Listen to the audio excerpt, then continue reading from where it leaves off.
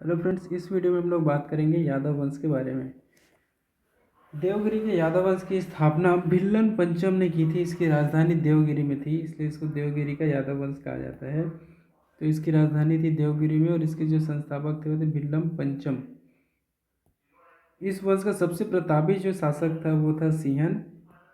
सिंहन को सबसे प्रतापी शासक माना जाता है यादव वंश का, जो कि 1210 से 1246 के बीच में था। 1210 से 1246 में जो था वो था सिंहन। इस वंश का अंतिम स्वतंत्र शासक जो था वो था रामचंद्र, और जिसने अलाउद्दीन के सेनापति मलिक काफूर के सामने आत्मसमर्पण कर दिया था। तो यादव वंश का जो सबसे प्रतापी जो शासक था वो था रामचंद्र।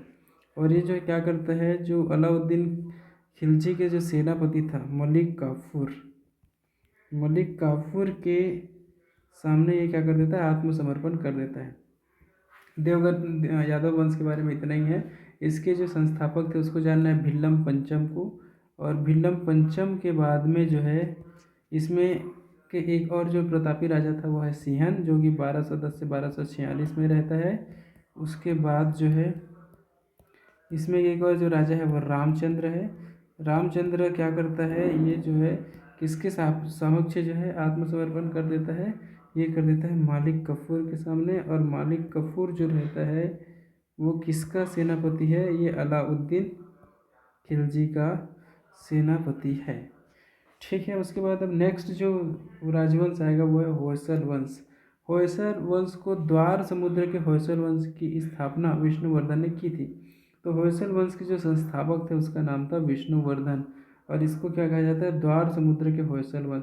होयसल वंश यादव वंश की एक शाखा है। तो होयसल वंश जो है यादव वंश की एक शाखा है।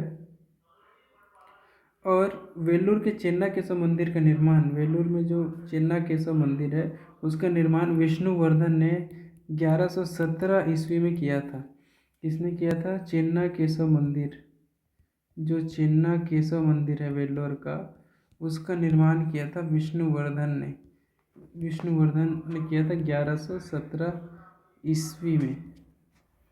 ठीक है, होयसल वंश का जो अंतिम शासक था वो था वीर वल्लाल तृतीय। होयसल के जो अंतिम शासक था उसका नाम था वीर वल्लाल तृतीय, जिसे मालिक काफूर ने हराया था।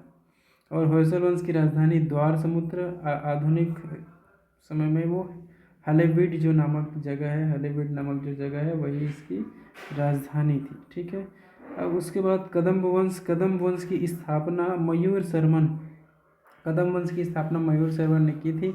कदम वंश की राजधानी क्या थी, वनवासी थी। कदम वंश की राजधानी थी वनवासी।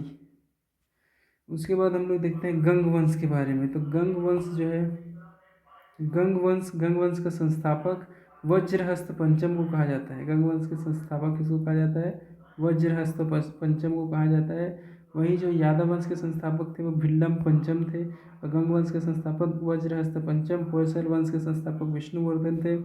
उसके बाद हम आगे देखेंगे गंग वंश। अभिलेखों के अनुसार गंग वंश के नाम के प्रथम शासक कोंकणी वर्मा का नाम मिलता है। गंग वंश के प्रथम शासक के रूप में कोंकणी वर्मा का नाम मिलता है। दूसरा जो यहाँ पे एक चीज़ जो इम्पोर्टेंट है वो ये है, गंगों की प्रारंभिक राजधानी कोलर थी, जो बाद में तलकाड हो गई। तो इनकी प्रारंभिक राजधानी क्या थी, कोलर, जो बाद में तलकाड हो गया। इसके बाद हम देखेंगे इनकी प्रारंभिक राजधानी कोलार, जो बाद में हो गई तलकाड। दत्तक सूत्र पर टीका लिखने वाला गंग शासक माधव प्रथम था। दत्तक सूत्र पर जो है टीका लिखने वाले गंग शासक प्रथम कौन था, माधव प्रथम था।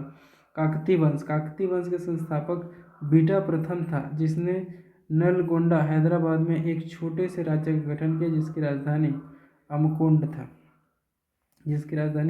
था।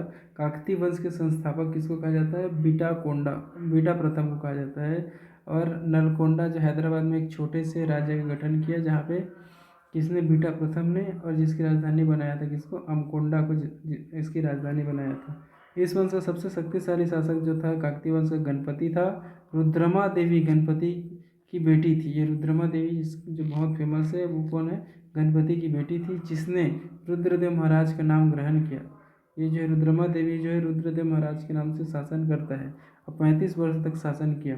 गणपति ने अपनी राजधानी वारंगल में स्थानांतरित कर ली थी। इस राजवंश का अंतिम शासक प्रताप रुद्रदेव था। काकतीय वंश के अंतिम शासक कौन था? प्रताप रुद्रदेव। सीमावर्ती राजवंशों का अभ्युदय, इसको हम लोग नेक्स्ट चैप्टर में देखेंगे, नेक्स्ट वीडियो में देखेंगे। Thank you.